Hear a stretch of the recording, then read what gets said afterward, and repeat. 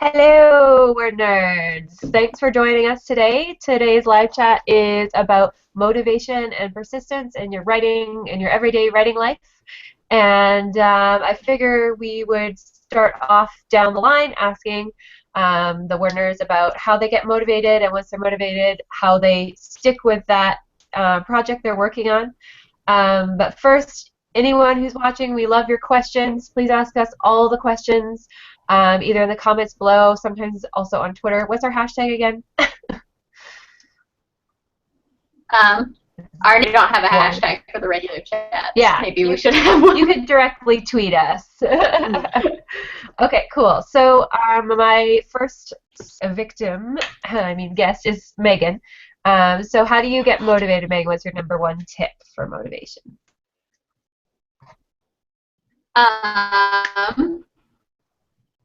My #1 tip is America stalling for time while I try to figure out an answer. My #1 tip. Accountability. Kyra is very good at emailing me, or I think Kelly's done it several times too, where like I'm trying to finish something and I'll have someone email me to check up on me. And the fear of failure and letting down my peers drives me to keep working on things. That is definitely one way of going about it. The fear of failure. The fear of public failure. Oh, yes, exactly. Yeah. Rachel, what about you? I get most motivated when I see other people achieving things, and that makes me say, if they could do it, I could do it, and think of how many people around the world have already done it, and you can do that. You are just like everyone else. You can persevere and become motivated to motivate others. And I don't know where I was going. So on and so you get what I mean. Yes. And Kelly. Kind of a two-part answer. In terms of motivation, I'm a big fan of momentum, that the more you do the thing, the easier it becomes to do the thing. So if I've been writing for 3 days in a row, I don't want to kill my streak, so the 4th day is that much easier.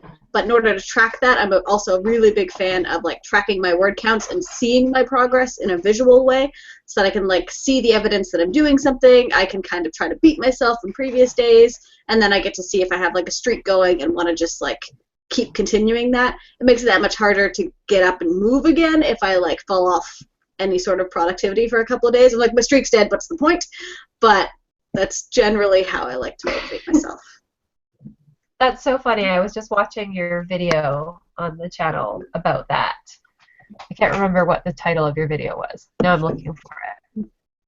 You literally just did one talking about this. I'm like scrolling through right now. New Beginnings, that was the video title, where you talk about like starting fresh, and I was like, yes, I'm doing that, and I'm going to start fresh on Monday, and I'm going to be productive, and because it's funny that this chat, yeah, well, that's the goal, but like it's funny this chat fell when it did with me as the host, because I actually, like when Kelly, I said, when is my video? I don't know what's going on anymore, because our names mysteriously vanished off the Google chart thing. Anyway, so I've just been like in a huge slump after getting back from vacation, because once you get sort of thrown out of your routine, I find it really hard to get back into it, especially if I'm going straight from, coming back and then going, I had one day and then had to go back to my job at the bookstore. So it was kind of thrown right back into that culture and that mindset. And for me, as someone who has a very, I don't want to say one track mind because that sounds bad, but it's almost that way. I'm very like focused on one thing and then I can finish it and focus on something else. And when I'm in, like Rachel, when you're in Indigo Books, it's like sell the P with P and like talk to customers and like smile at everyone, and this is the book that you want to be concentrating on selling. And like I'm in that mindset when I'm at the store. I'm not necessarily letting myself think about my projects and my writing, because I'm like, I want to do well here. And you don't have time to think about it, really. You don't have time? No, you don't. Holy crap. Last Saturday I didn't have time to think about, like, when am I going to, like, have my lunch, because it's so insane.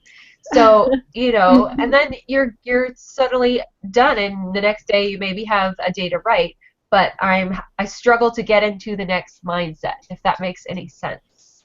Hmm. Mm-hmm. I was going to say that's kind of what the second part of this whole chat was with perseverance, is that objects in motion stay in motion, and that's kind of mine of how I persevere. It's just to keep going and to not be like, oh, it's fine, like I'll just do it tomorrow. It's just like keep going every single day. I think that's a huge key as well for me with motivation and persistence is do something every day, even if it's a little bit.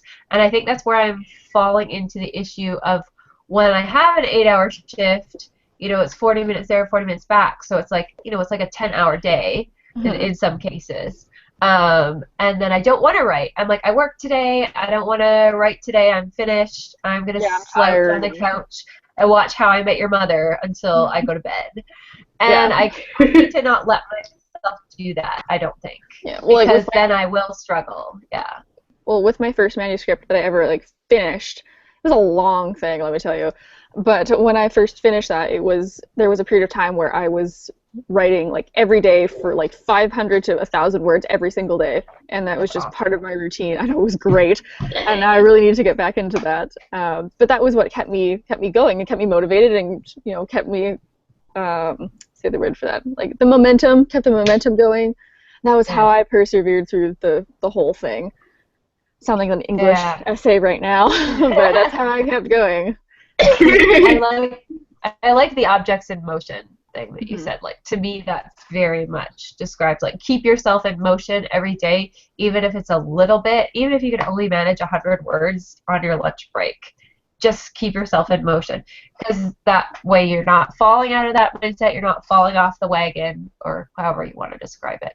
Yeah, because I find I guess this is kind of everything in life, right? It's with diets, it's with books, it's with sports, it's with working out. You know, at the very beginning, it's going to really suck having to do it every day and keep it routine. Then eventually it gets easier, and then you just don't think about it. And I think for me, it's just been a long time since I really like had that kind of routine, because my life's been a little bit crazy this last year, and things have been all over the place, and I haven't thought about like getting a strict routine down until the last couple months.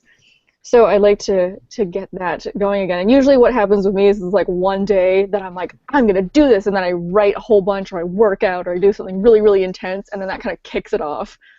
Yeah. So sometimes I have to plan that day, and sometimes it just happens. Well, I think also not having too strict of a routine helps. That like if you tell yourself, oh, I'm going to write every morning before I go to work, and then one morning you can't, you need to have that flexibility where, okay, I'll do it on my lunch break, or I'll do it after work. So a lot of people are like, oh, if I can't write during my writing time with my special candle and my favorite pen, then I just can't do it today. And you need to have that flexibility of like getting it done is more important than getting it done in exactly the right way. Yeah. Agreed. Lately, one of the things that I've had to be doing is, because I'm still working on those revisions, still in the figure out how to fix everything phase, but I'm getting super, super close now. I just have like one thread I need to weave in, and then I can clean up my office, which will be great. But because it's so like, God, I don't want to do this, I've had to put my phone in like a different room. Like I go and put my phone in the living room, and then I turn on music and just like lock down everything else on the computer, and then I have nothing except the cards, and I have to focus on them. Yeah, that's actually something that definitely came to mind as soon as this sort of chat subject was cemented. I was like, oh, I'm going to have to talk about my social media addiction. Like, that's going to come up. Like, because that is really one of the huge things that stands in the way of me being properly, like, persistent in my schedule and getting my projects done is, like, because I don't have time to do that on my work days. I don't have time to sit there and, like, chat with everyone I want to and check all my social media accounts. I just don't have the time. So when I'm off, I'll like wake up in the morning and be like, yay, I'm going to check Twitter, I'm going to check Wattpad, I'm going to check Facebook. And then it's like an all morning thing through breakfast, because there's so many different things I want to check up on. I get sucked into like all this stuff happening on Twitter, and like, you know, that's how I get my news as well. That's how I know what's happening in like Orlando, for example, or with the Brock Turner thing, because I don't have TV, so that's the only way I know what's happening outside my door. So in a way, I want to keep updated, but I also don't want to let it suck me in for 6 hours like I did last time. So it's hard. I gotta find that balance. Well, like what I do for that is in the morning, I'll get up and brush my teeth and all that stuff, and then I'll get breakfast, I'll get tea, and I'll sit down with my laptop, and just while I'm eating and while I'm just drinking, I'll go through all my social media stuff, and then when I am done my tea, I am done. And by that point, I've usually gone through Facebook and Twitter and Instagram and like whatever important things I have to go through, check all my emails, because that usually goes, somewhat fast, like 15 minutes-ish. And then after that, really I'm just scrolling through Pinterest, or I am, checking, like scrolling through Facebook or like whatever. And by that point, I don't really need to do it. So I just go until I finish my tea, and then I'm like, okay, I'm done, and then I will move on to something else. I like that idea. It's kind of like the hourglass, but it's your tea running out instead. Yeah. So if you're really busy that day, get a giant cup of tea. Yeah. That's a really good idea. And part of it is like, it really isn't stuff that I need to be looking at. A lot of the time it's like with, for example, the big news about Brock Turner and all of that stuff is stuff I really got sucked into because I am a feminist and I am outraged by that, and then I get sucked into the outrage on Twitter, and then it's like 4 hours, and then it doesn't help. I feel crappy afterwards, and I'm angry, and and the important stuff will still be there later. Yeah, exactly. It's not helping anything, but it's just so easy to get caught up in for hours and hours, and then you get nothing done. Yeah. We have a question. Leah said, speaking of squeezing in time to write, even if it's just a little bit every day, what are some of your favorite on-the-go writing devices, apps, etc.? Good question. I'm super old-fashioned because I never even really looked at those, so I'm just going to say the Note app. That's literally it, on my phone, just the Note app, or whenever I think of something, I'm like, oh, I gotta write that down. I have a writing note, and I'll just write it all down. I do have one of those as well. I have those too. I mean, there's all these things I see online, and I'm like, they all look really awesome, and I forget about them. So it's really just good old-fashioned notes. It's so funny because you're like, I'm old-fashioned, and I was like, me too. Okay, no, I'm way more old-fashioned. I just have a pen and a paper in my bag, and I'll just. Actually, it's funny because while I was in Orlando, I really badly wanted to write, but I didn't want to haul my laptop around with me or leave it. There was a safe, and I pretty much kept my laptop in the safe the whole time. I didn't want to have it out and forget it, or take it with me on the bus or anything like that. So I had to go out and buy a notebook, but since we were surrounded by tourist shops, the only stuff available was sort of touristy notebooks. So I ended up writing with Avengers mechanical pencils in a frozen notebook. That was my writing tools for the week. Hey, what gets the job done? Awesome. Yeah. Well, I bought one of those little moleskin notebooks that are this big from work, and they came in a pack of 2, so I have one in my bag in case I need that, but I also have one in my vest pocket because at work I have to wear a vest, so I keep one of it in my vest pocket, so if I find a book that I want to read or I have a sudden idea, I can just whip it out and write it down and put it back. And people think that I'm being so writery. You're writing. You're taking work notes. Taking work notes, and I'm just over by the new bestsellers alcove. I'm like, oh yes, definitely you need to do this thing, and I'm really just that dragon plotline. You thought it was really good. Great idea. See, I'm super jealous that you have a vest. We don't have an apron or a vest or anything. No, we don't, and I wish we did because I want to carry a notebook around, but unless I shove it in my bra or something super tacky like that, I can't carry it around with me. They're selling fanny packs, or sorry, belt bags. Is it actually a belt bag, or is that a nice word for a fanny pack?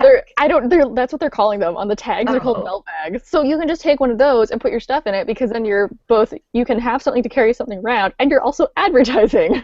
I totally should. I totally should. That's a great idea. I can whip out my little notebook. Exactly. Well, half the time someone will be like, on the phone, and they'll be like, could you look up this book for me, and I need to write it down, and I have nothing. So yeah, that's what it's like, really handy for. it's ridiculous. Like, oh, I want to put this on hold for so and so, and I'm like, okay, write down name and. Yeah, exactly. It's ridiculous not to have like a vest or a apron or something, but I'll just start like bringing my own apron to work. An apron? Oh man. That'd be amazing. Anyway, what were we talking about? Motivation. I know Kyra, our oftentimes honorary word nerd, she loves the app Write or Die, which gives you punishments for if you're not writing, and you can choose the severity of the punishment from like an obnoxious sound to it actually deleting your words if you're not writing. Nope, so much. And I know there's Oh, that's terrifying. I know there's one that's like the opposite end of the coin, but I don't know the name of it. You could probably Google it, where if you write, it shows you cute pictures of kittens and stuff. Write All Die has that too now. Write All Die has a reward system as well, yeah. Okay. I know there's one that's a Hemingway something or other, and that's supposed to be a really like wordy app that helps you with sentence structure and words and all that kind of jazz. But I cannot remember what it's called. Yeah, it's something has to do with Hemingway. I'm not sure if it's like that's the tutor's name, or if that's the app name, or something like that. Oh yeah, it like edits for you as you go. Yeah, I think it's that one. Yeah. I like Write or Die as well. For me, I really like it because you set a timer and a word count goal, and you can see how well you're doing in terms of that. So I like that kind of, again, visual motivation of just keep going. Because for me, I can write really fast if I'm not getting distracted. So if I'm focusing on that bar and like winning something rather than Twitter, it helps.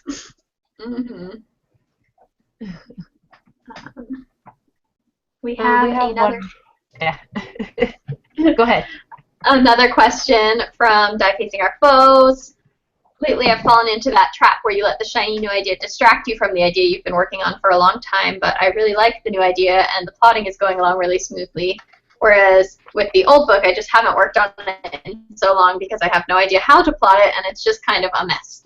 I kind of want to just let it happen and work on the new idea, so at least I'm writing something instead of feeling frustrated whenever I think about writing and doing something else instead. But should I? That's a hard one. I know we've talked about shiny new idea syndrome before, and that it can be really like a roadblock in your creativity if you keep falling prey to it over and over. Like if this is a pattern that continues to happen, then it becomes a problem. But if it doesn't happen that often and you just find yourself way more passionate about your new idea than the old one, then yeah, I don't know. I would personally go for the new one. I would as well, which is odd because usually it's like my rule of thumb is like give yourself an hour to write down all the things of the shiny new idea and then move on. But not every idea is going to be a complete manuscript kind of idea. Sometimes something sounds great and you try it and it just doesn't work, and it has to be okay to let those go as well. I definitely have. I've written like 50,000 words of this one manuscript, and I'm like, this is not going anywhere. I would not. I have a whole ending and stuff planned too for it, and I'm just like, I don't know. It's not like it's just okay. And there's not too much I could add to make it exciting. And I'm kind of like, you know what? I'm just going to keep what I have, but I don't think I'm going to work on this anymore. Yeah. I was listening to First Draft Podcast by Sarah Ennie, which is an amazing podcast if you do not listen to that and you like podcasts about writing. But she was doing kind of like a lightning round question thing at Y'all West.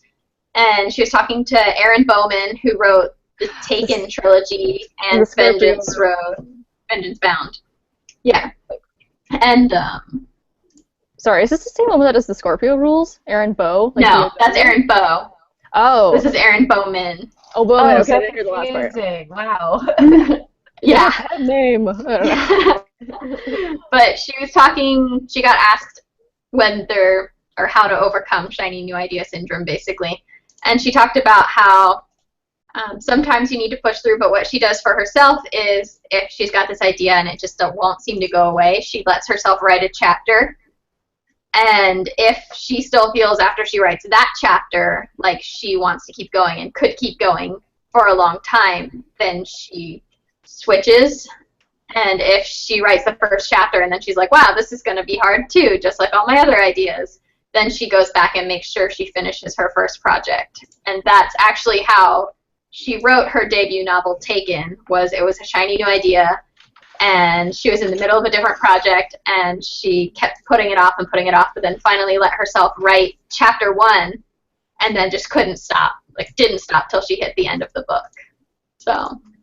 Cool. Yeah. I was going to definitely say, like, I'm a firm believer in, like, if you have a real passion for this idea and won't leave you alone, then absolutely pursue it. It's kind of, you'd just probably be frustrated if you didn't, honestly. Mm-hmm. Yeah. Yeah. Let me check for more questions. I know someone, Meg suggested the Hemingway app. Has anyone heard of Yeah, that? that's what Rachel was talking about. Right? Oh, okay. Someone else knows it. I'm not going crazy. Awesome. I know of 0 apps. I don't use any writing apps. I probably should. I feel like I barely those are use things another that app. I'm like, I'm going to convince myself that I need to use and then never use them. And who knows, like, they might be really helpful, but I don't know if I'd ever use them. Yeah. The only thing I've super stuck with is Scrivener. But I don't even know if you consider that an app so much as like a Program. like a software. Yeah.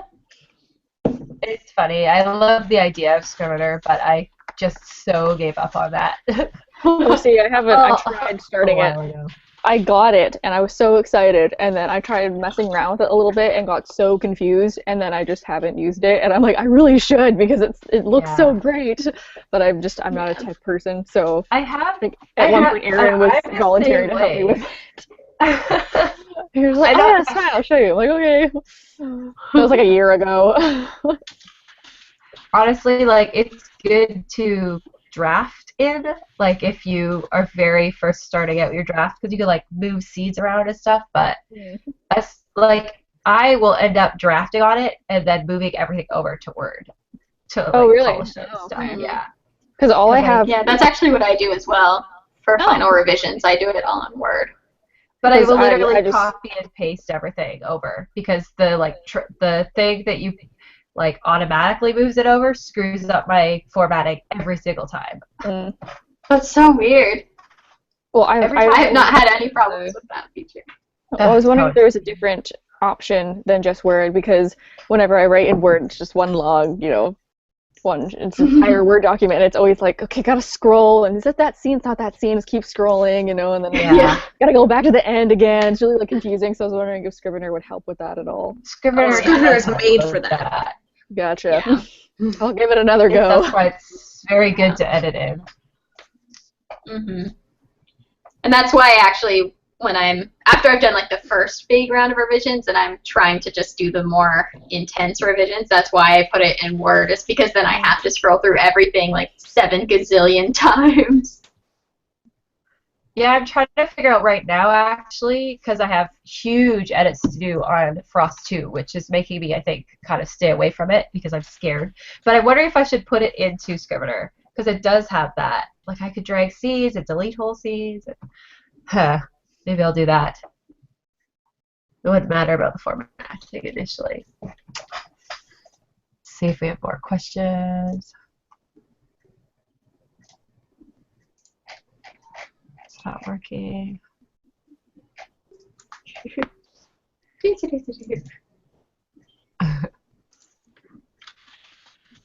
Feel free to ask us questions about writing and motivation and perseverance/persistence.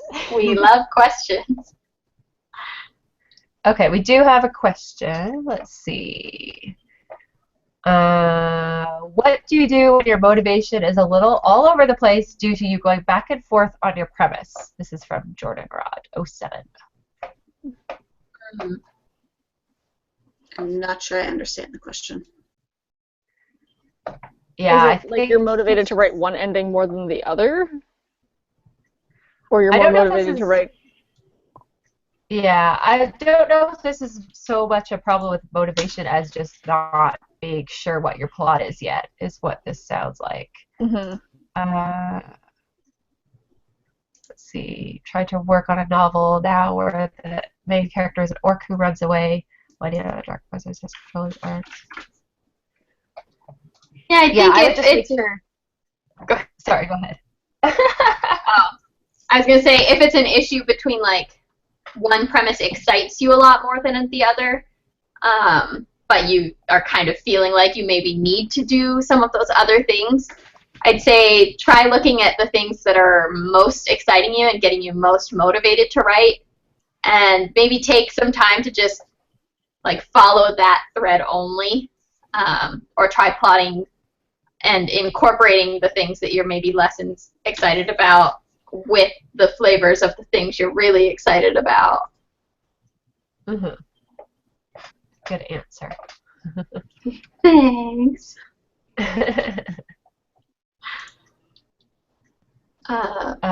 Susan is another fan of Scrivener. Yes. I need to get back into it. I'm so desperate to be drafting again. I haven't been drafting anything in so long. I know. I think my biggest What do you... problem with... Oh, go ahead. No, it's fine. It's fine. Go ahead.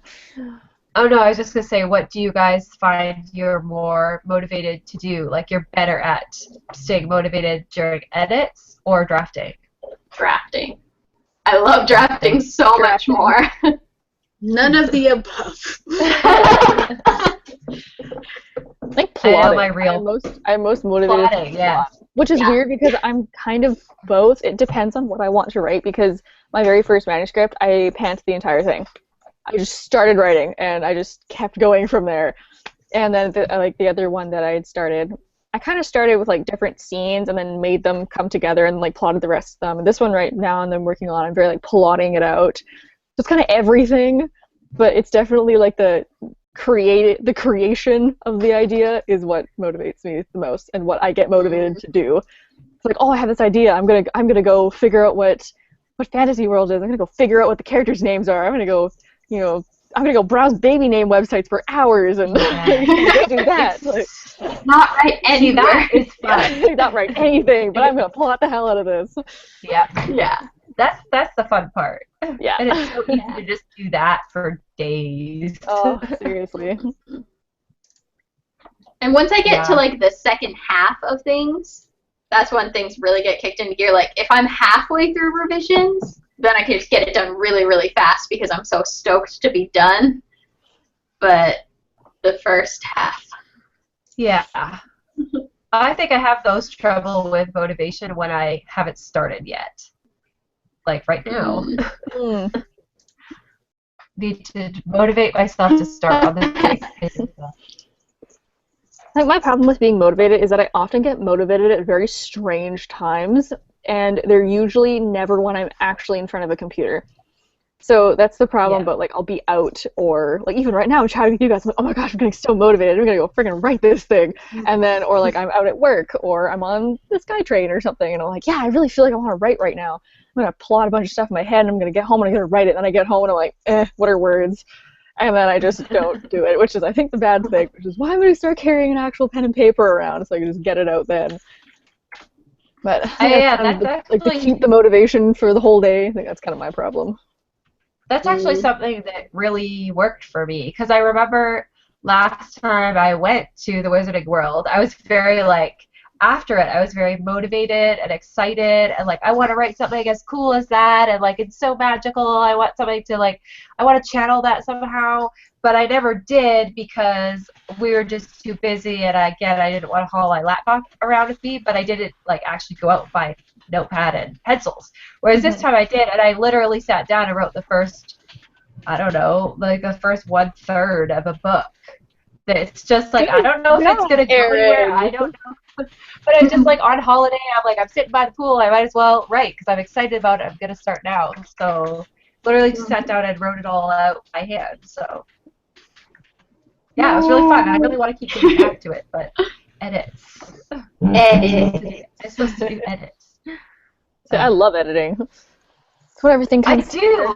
I normally like it, but this time it's so intimidating because I know I'm going to. I like one of our people that ask the questions, he keeps changing his mind about how the plot's going to go. That's what happened to me halfway through.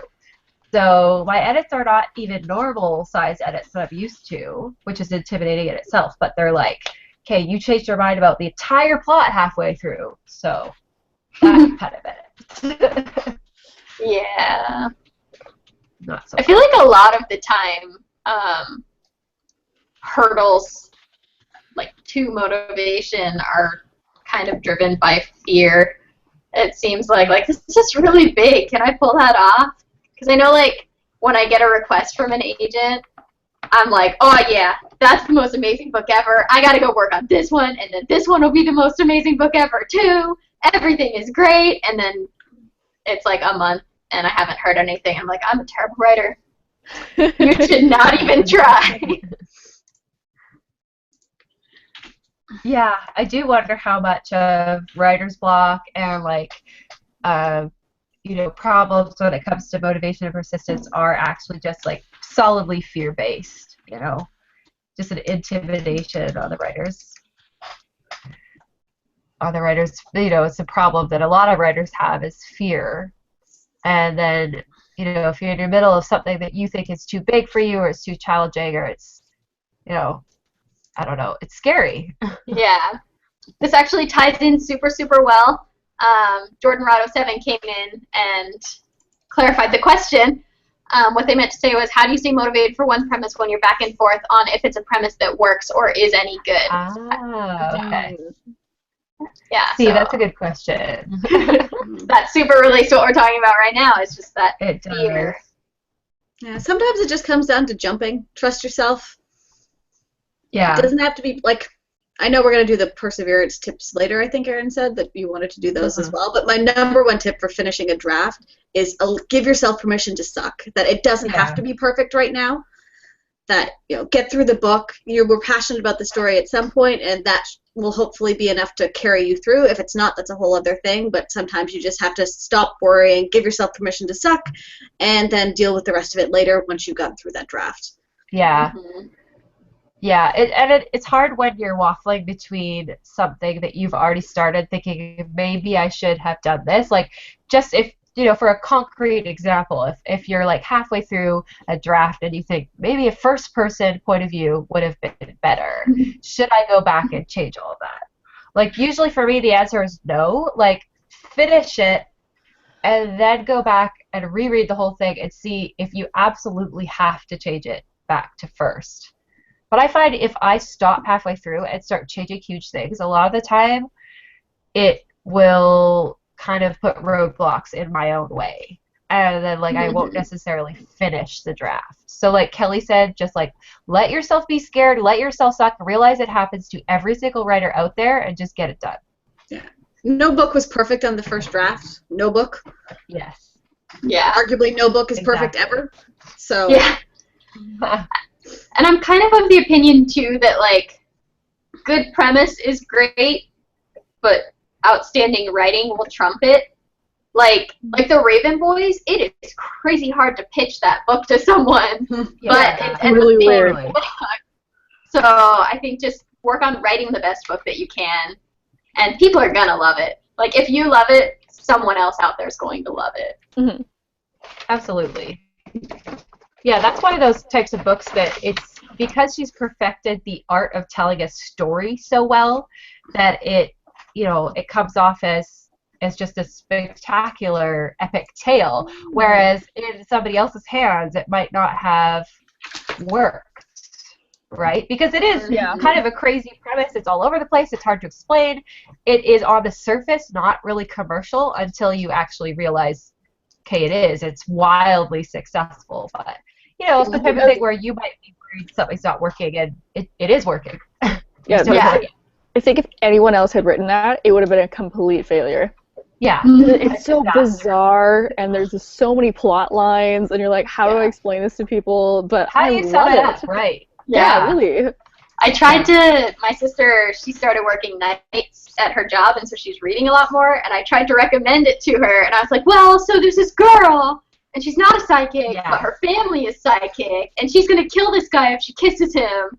And then she sees this ghost, and then her aunt comes, and she's like, "You're gonna fall in love this year. So don't you want to read this book now? Don't you?"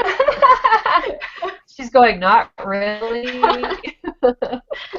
It's so funny because that's what I was trying to explain to someone at my work the other day because they were asking me about like the literary intern stuff and like what do literary agents look for in a book when they're, and I said, a lot of times they're looking for, depends on the agent, but a lot of times they're looking for something commercial that's going to sell a lot. And I was saying, how do you explain commercial? And like a lot of the time it's something that can be summed up in this really short, catchy kind of way, and Raven Boys is not one of those, but it's still so commercial. It still did so well. So I don't know. There's exceptions to every rule, obviously. Yeah, and then there's some books that have amazing concepts that just the writing ruins it. Yeah, it's true. And it's funny because a lot of those still do really well. Like I can't remember the title, but the one where Dorothy Must Die. Dorothy Must Die. I love that book series. I did not. Okay, see, there you go. I did not like the writing. I did not like the writing. I did not like the writing. No, I did not like the writing. I didn't even really like the actual story, how it was executed. But the concept is incredibly commercial, and because of that, it's practically sold itself, right? Because like it sold me as soon as I heard it's like, oh, it's a retelling of The Wizard of Oz where Dorothy has become this bloodthirsty dictator and this new girl from Oz has to take her down. That's so commercial. Like you describe that in one breath and the person listening goes, whoa, I'm in. I need to read that. Yeah, that was me. I need to read that, and it let me down. But at the same time, it was a brilliant, genius idea. Yeah. To be fair, that book, the concept does carry the entire thing, and like I liked it. I really liked the book as a whole, and I'm like the main character annoys me a little bit, but a lot of I just it's such an amazing concept, and like the writing's not bad, but it is the concept that brings it. But I love it. Yeah, no, I didn't dislike the writing because the writing was bad. Like I definitely think the author's talented. Like I follow her on Twitter. She's a wonderful person, and I will read books that she writes in the future for sure. I just didn't like the characters of that series. It never hooked me. Like I kept trying to force myself, and it never went. Yeah. It wasn't my cup of tea. We have another question from Meg.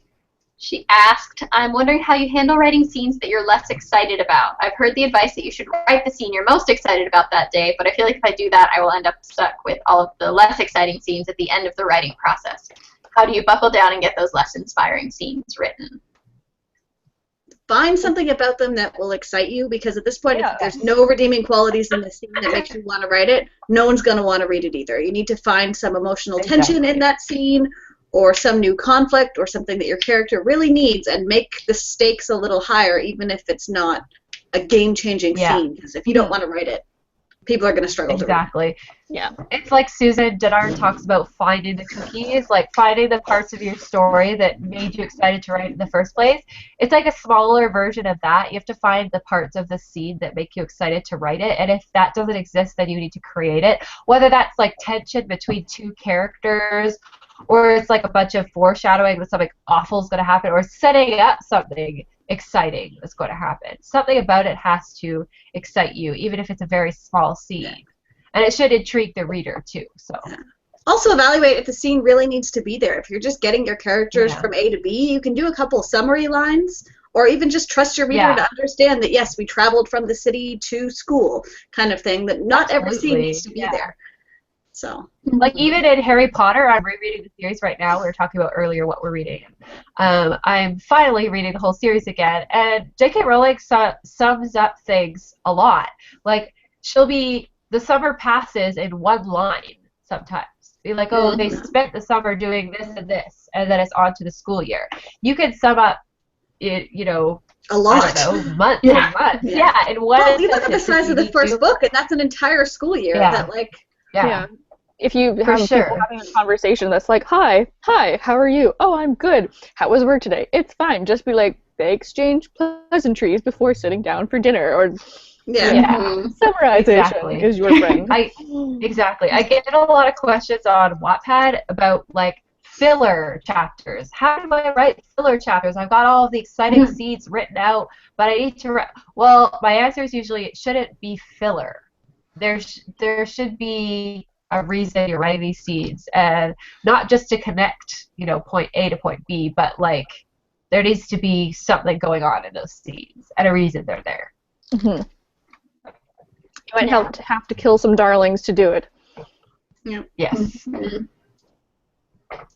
I got to do this kind of recently because I'm co-writing a book with one of my writing friends, and it's kind of hard because we're pantsing a lot more than I'm used to, but I knew there was kind of this scene where, well, I needed my character, who is not in her own body at this moment, to get scolded by the body owner's mother, but that doesn't make like a whole scene.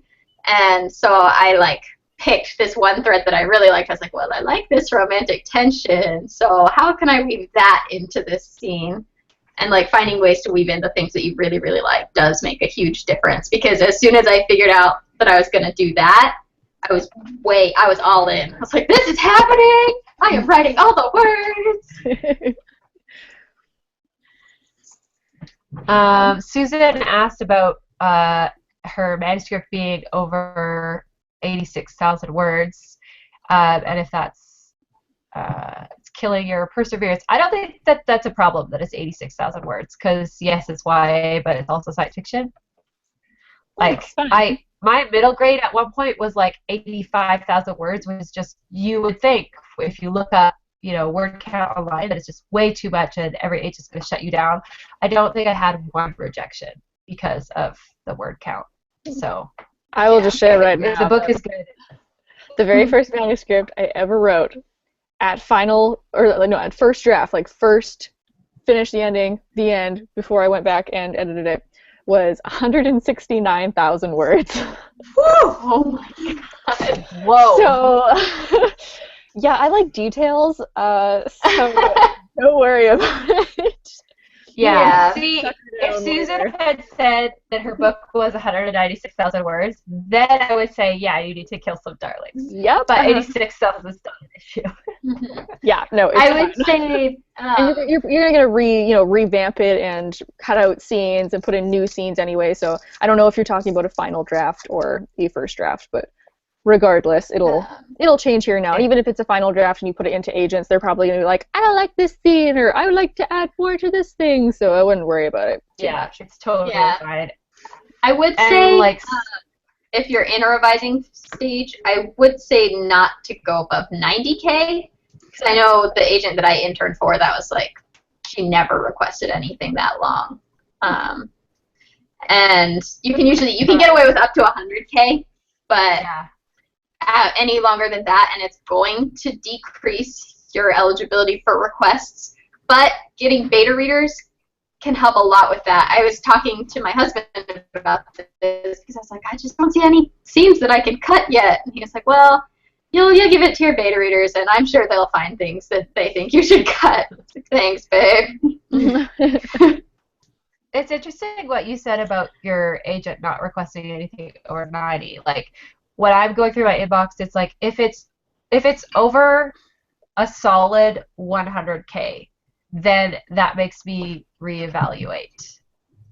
But even if it's just 100,000, I'm like, okay, this had better be good, but it's not a deal breaker. If it gets to like, well, even 110, I'm like, is it a high fantasy? Is this really, really good? But if it gets over that, then I'm like, you just need to cut stuff, because you may just end up with like a revise and resubmit kind of request. Like if they love the writing, they love the premise, but it's too long, they'll let you know. Mm-hmm. Yeah, for sure. Yeah, and it's for YA or for science fiction and fantasy, you could get away with a little bit. Yeah, longer, definitely. Because of the world building needs to be. Yeah. And I'm gonna pull in Cassandra Clare again to this conversation, because obviously I must in every single chat we have. But I think I remember reading something about word count, and because at one point I was searching it up, and her Clockwork series, I believe, all the books are between 120 and 130,000. So, and that but she is a very successful author already. Yeah, it's a little different for debut, and a lot of the time, like, they'll buy it when it's lower, and then they make you bulk it up anyway. Mm. But just if you feel like you still have a quarter of your story left to tell, then that's when you should maybe get Word. Yeah, exactly. Probably means you've got way too many details, or you're not doing what J.K. Rowling does, and you're telling about the whole summer when you could sum it up in one line. Yeah. The summer For a was lot great. of people, the biggest thing in revisions is cutting things down, getting rid of filler words, filler scenes. Yeah. A lot of the time it is that, like you said, filler, where people are like, how do I get filler? And these people are putting in the filler, and it's like the characters are like Kelly said, we could figure out they've moved from one city to the other without filling in all the details about their journey and how they made campfires and how they talked about this. And like, unless it's like really, really needed for the story to understand what's going on later, cut it. Every scene should contribute to the story, like move things forward, show character motivation. Mm-hmm. We had Ellie recommended another app that jogged my memory. Kaylin also loves this, but Evernote. Oh, yeah. You can have it on your phone or online. And from what I understand, it helps you kind of like organize things a lot easier and stuff, right? Kaylin did a whole video on it. It's like notebooks. Although I wish I could, like, if I could just give Evernote notebooks covers, I would be so much happier. But it's basically like you're having notebooks, and then it's just sorting files in a way that's all kind of at your fingertips. I use it for my story ideas mostly, that I'll have, like, a story idea notebook, and then each different idea I have is kind of there, and then if I want to see, oh, what have I kind of forgotten about, they're all kind of there. So, just notes within notebooks. It's pretty simple, which is the plus of it, I think. Mm-hmm. So recipes. Yeah.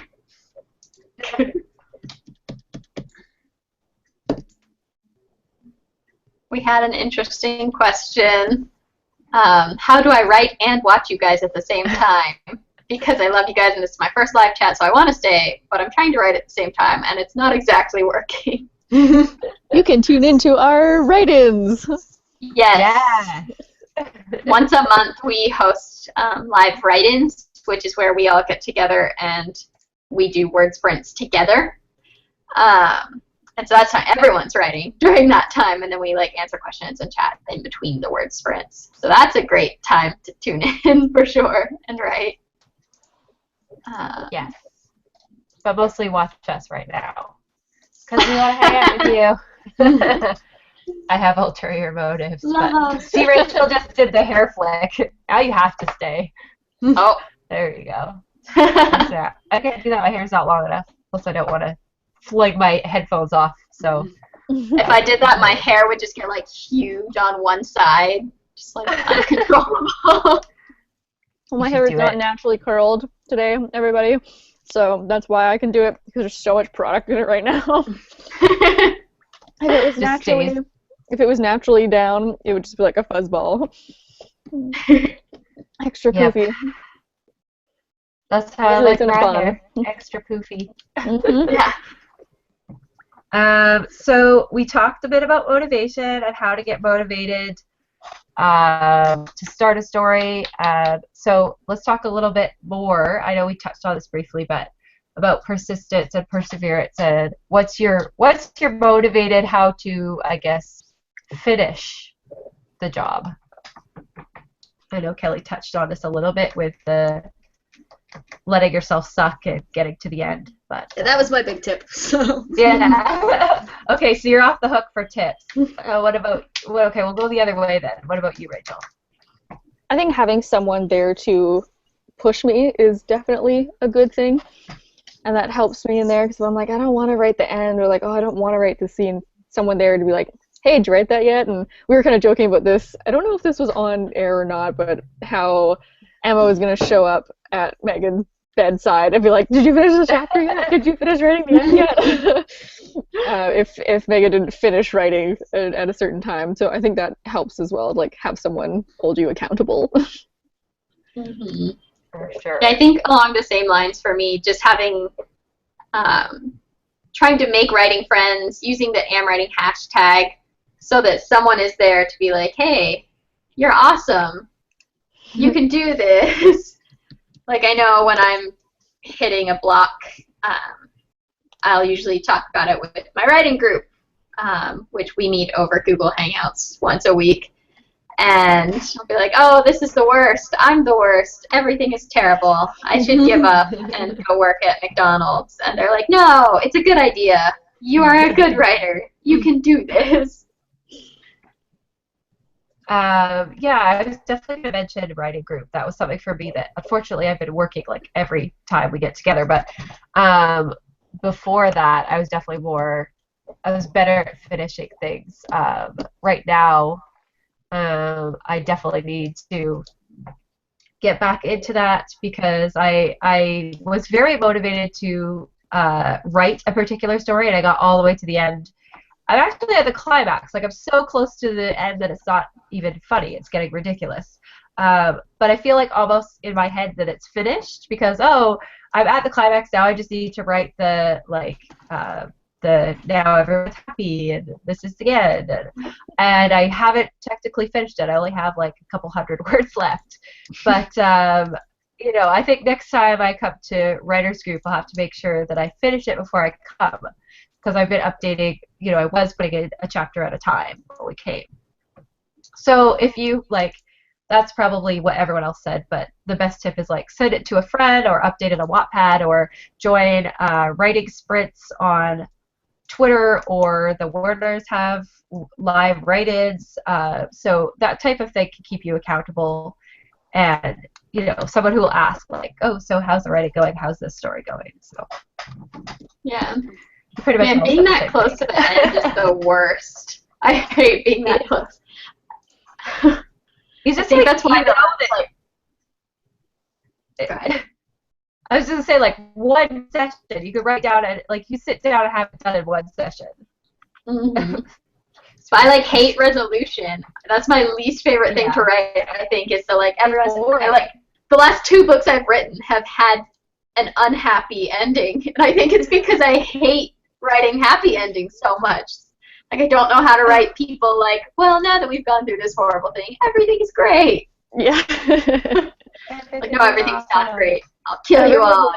Everyone lives or everyone dies. Those are the 2 options you got. Whoa, happy medium here, people. Okay, everyone important lives, everyone not important dies. There you go. All these poor side characters. I know, poor side characters. You did not sign up for this. I apologize. Yeah, exactly. I just came here to have some fun, and honestly, I'm feeling so attacked right now.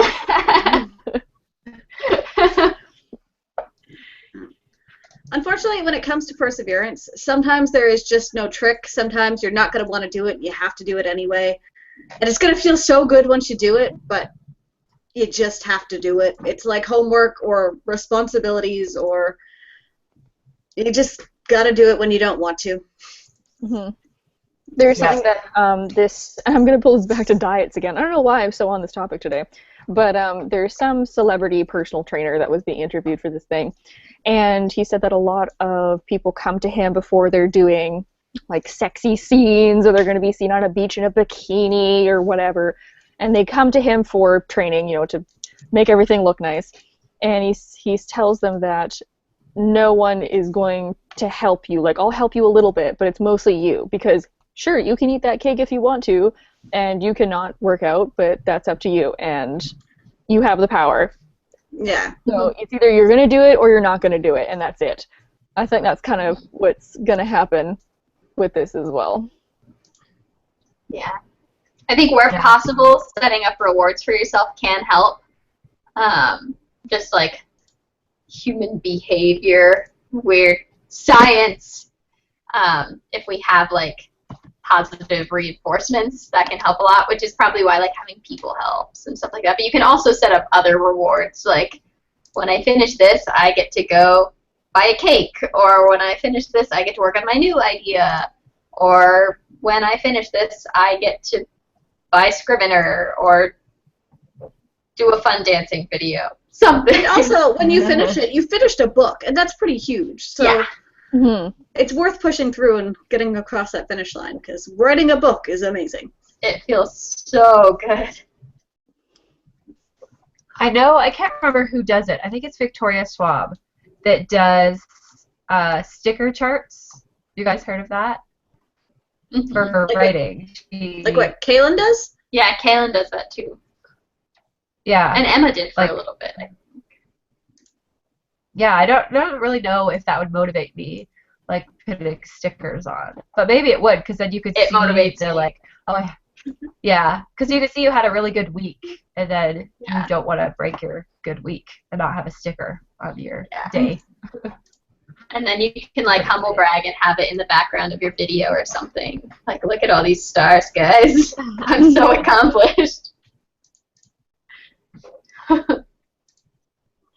I might be able to do that. I wouldn't be able to do it with like, I think it's you, Megan, who sets like tasks and then gets candy or whatever at the end. Just eat I'm candy. like, my brain is like, I can't, because my brain is like, I no, remember I can have last the week candy we were now. talking about that. Me and Emma totally agree. Megan has more self-control. Yeah, I don't. I'll be like, well, there's a stickers bar now, so I could, write 2,000 words and then have it, or I could just have it. Exactly. I could take it. I don't know why It's it fine, works candy. so much for me. I just really, really like it. Usually, it has to be something though that I would not do for myself normally. Like, it can't just be like, I get to go and eat the brownies that's in my kitchen. It has to be like, I get to go out to eat, which I never, ever get to do because we're poor. Or, like, I get to buy pre-order that book that's coming out that I wouldn't normally pre-order.